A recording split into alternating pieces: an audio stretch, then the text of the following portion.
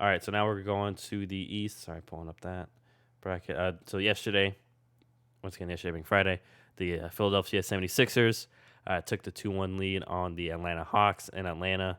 So now they've basically taken back home court. They're up 2-1, and they've won the last two.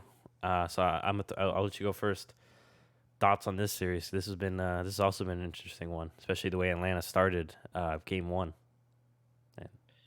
Yeah, Atlanta came out swinging. Part of me does wonder how much Embiid was still affected by the injury. I was even shocked that he played. I was shocked he played that many But minutes. I think he played like 30 something minutes.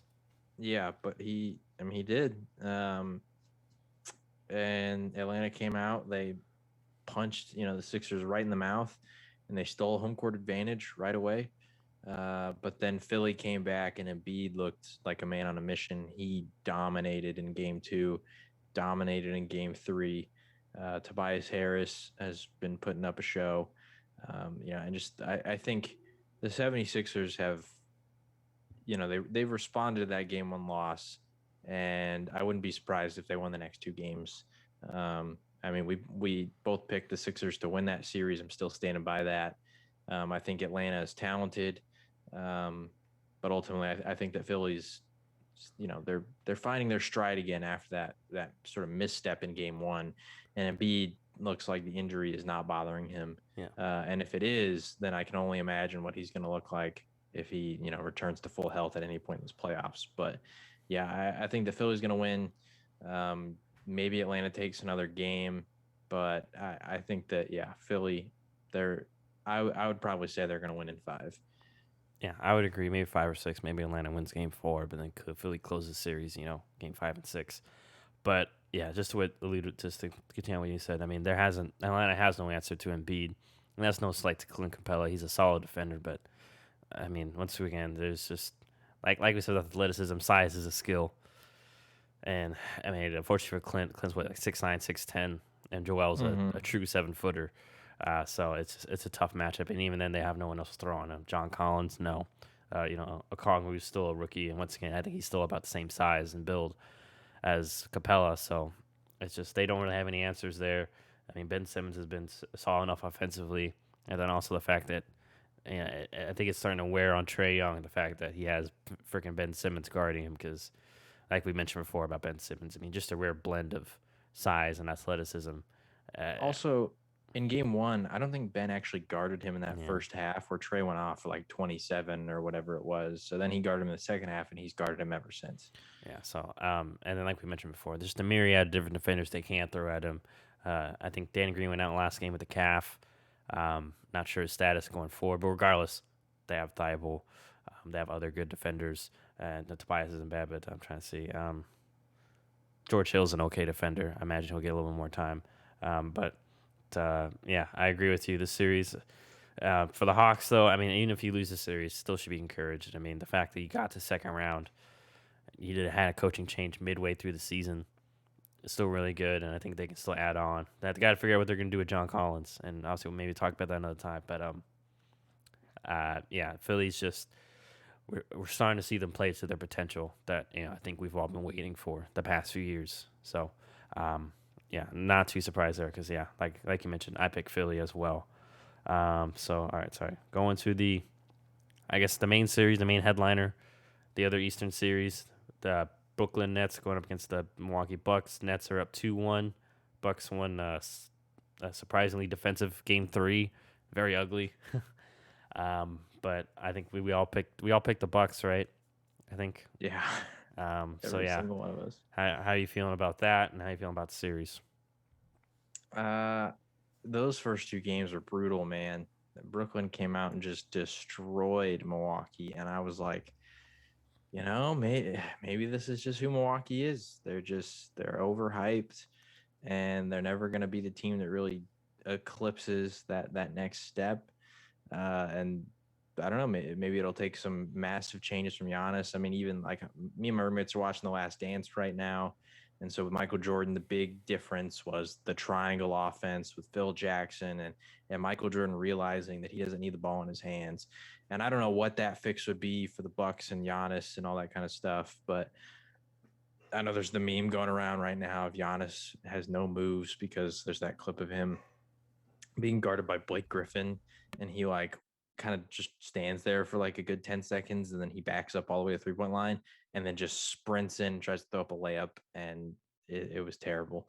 Um, but yeah, I mean, game 3 was what I thought the series was going to more so look like. I was surprised at Brooklyn's ability to play as good as defense as they did against the Nets, or against the Bucks, sorry. And that's the one thing that I just think makes me worried for the Bucks in this series. I thought that sort of level of defense, but I think that they would have more offensive success against this Nets team than they've had. So I still think the Bucks have a chance. Obviously, Game 4 at home. They just won Game 3 at home in a crazy, you know, defensive swing. I mean, those first 2 games they just got destroyed, and then Game 3 they come out and they held Brooklyn to under 90 points. So it was a big turn. So maybe they figured something out defensively. Durant didn't do too hot in Game 3, you know, until the fourth quarter, really. So I still think Milwaukee has a shot to win this. But the fact that in Milwaukee's win, it was so close, so tight defensive battle. And then in the 2 Brooklyn wins, it was just, you know, a 50-point win like that. That does make me worried that if, you know, if Brooklyn starts playing like that again, and even if Milwaukee does have a good defensive game, like I just, they haven't shown me enough offensively to really think that maybe they're going to come out and win this series. Maybe something changes. I'm not sure, but my based on right now, it looks like Brooklyn's going to win this. Yeah, I would agree. And I don't mean to pile on Giannis, but also like, did he win Defensive Player of the Year last year? I forget, but he's Yep. considered a really good defender. And it's been the thing, especially with regards to Kevin Durant. Like, not no one can guard Kevin, and I agree. Kevin Durant's a huge mismatch. This blend of size, skill, and speed. But especially going to the series, I feel like I don't think I was alone in this. Like, Giannis is, if there was someone to be that could this, I guess, stop, but more so slow down KD and give him troubles, it would be someone built like Giannis, around the same Mm-hmm. size, probably around the same athleticism.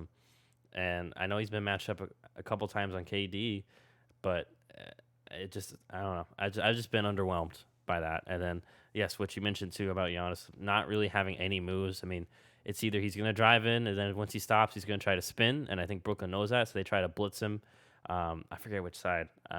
They like that likes to spin, but they pretty much know because a lot of the times this guy right there, and there's been times where he just Bruce Brown's just sitting right there, and then Giannis tries to spin, and then they strip the ball from him, and then it's game out, game over. And then like you mentioned, because that they've built this wall, and he can't do his Euro step. And then after that, once those 2 moves are taken, he has the fadeaway, which he's already not a great shooter. So Brooklyn's living with that, and for the most part, he's missing. And also Brooklyn, I think, as everyone knows, they're letting him shoot the 3, and he can't hit it. So, and then he's also been struggling free throws. So he's definitely in a funk shooting wise, even though he's not a great shooter. He's in a even worse funk right now. And big reason I won Game 3 too was Middleton. Finally, he'd been struggling the first 2 games. He's finally hitting shots. So Milwaukee's finally got to find a way to generate better offense because I mean, I know that they slowed down Kyrie, but KD's not gonna have another poor game like he did the other night. I think that's just a fact. I don't think the Nets are just gonna have a poor game just in general. I mean, because the fact that, like you kind of alluded to, that Milwaukee won Game 3, but it was only a 3-point game, and really it's just because some errors by Bruce Brown maybe shouldn't have taken a couple of shots there or opportunities that he should have. And KD still got a good look and missed it at the end. Yeah.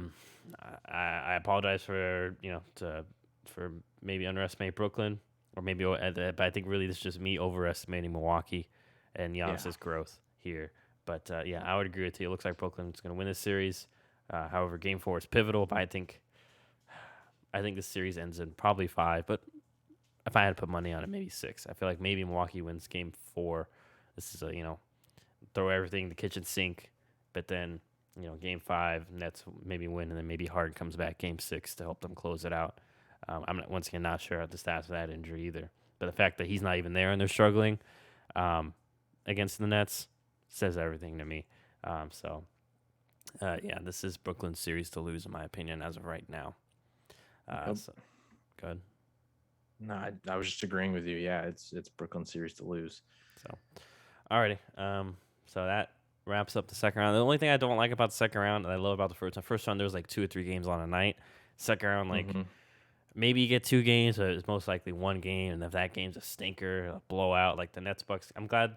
What was it? I think that Thursday night had 2 games, but like last night, that was just pretty much a beat down the Suns game, and that's like I don't want to watch that. It's just no offense to the bench warmers, but I don't want to see them out there. So. By the way, Mhm. breaking news: Danny Green is set to miss 2 to 3 weeks. Okay, so there you go. So unfortunate for him. Hopefully he gets back. But it'd be ironic if he might stop it. He won. I would say they won last year with the Lakers. Do you think he won the year before with the Raptors? Right? Yeah, he's If won he, 2 straight it'd be titles. crazy if he's on 3 different He teams, won 3 3 titles. straight. He'll be the next Robert Ory, maybe. Yeah, But he'd be the next Patrick okay. McCaw. Well, McCaw won 3 straight. oh yeah, I forgot about that. But he did it with 2. Warriors and Raptors. Yeah, it was 2 teams. He was on the Warriors. I mean, Yeah, and Danny, I think, has more of an impact than Patrick McCaw. No offense to Mr. McCaw. this is true. McCaw didn't really play in any of those He had like finals. that one game in Toronto, I think, where it was like a close game. They threw him out there for like 4 or 5 minutes, and he had like a 3 or 2 or something like that. And he had his Yeah. little moment there. So good for him. Once again, never know where you're gonna go with these things. Didn't know we'd be talking about Patrick McCaw. So sorry about my dog and such, but we're gonna wrap it up there for this episode. We'll probably be back. Probably it depends on when the series. Probably next weekend, but we'll see. These series is maybe they all close out sooner, and we'll be talking conference finals next, and but otherwise, as per usual, like John mentioned, almost at 1,000 followers on our Instagram, and it's right there at Shut Up and Ball Pod. With daily posts, post on our story, things like that. Interact, and you can comment, and we can talk about those posts just like we did with the 25 and under. Post, and then also Facebook page is just Shut Up and Ball, and our Twitter is the handle is just at Shut Up and Ball. But once again, wherever you're watching or listening, please like, comment, subscribe, and more importantly, just let us know, give us feedback, see how we can improve, or what you like about us. So, otherwise, that's getting it for this Plain White Tea podcast. And hope everyone has a nice weekend.